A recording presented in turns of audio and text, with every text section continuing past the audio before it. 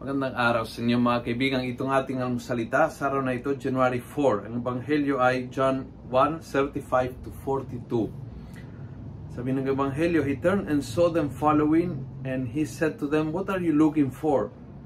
They answered, "Rabbi," which means Master, "where are you staying?"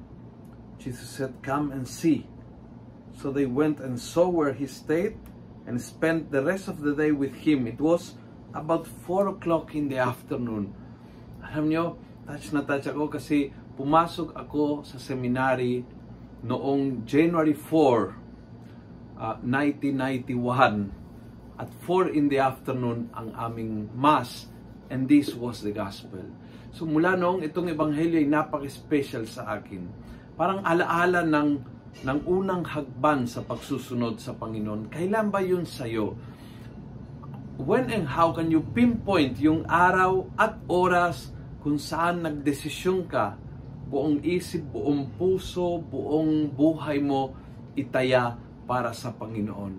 Mahalaga po yung araw na yan, mahalaga po yung oras na yan, dahil balik-balikan mo yan. Many times you have to go back to renew, go back to as strength, go back para makaroon ng panibagong lakas, go back para ma-refocus ang direksyon, go back higit sa lahat para ma-encounter mo ang Panginoon.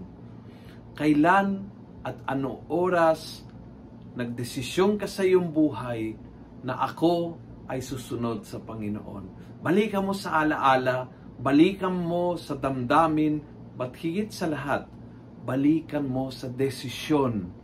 Sariwain mo yung decision na ginawa mo noon, maybe after a retreat, maybe after a prayer encounter, maybe after a life in the Spirit, maybe after a miraculous healing, maybe after catechism, whatever.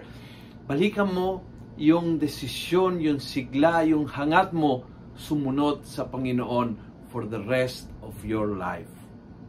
Kung nagustuhan mo ang video ito, pass it on. Punuin natin ng good news ang social media at gawin natin viral araw-araw ang salita ng Diyos.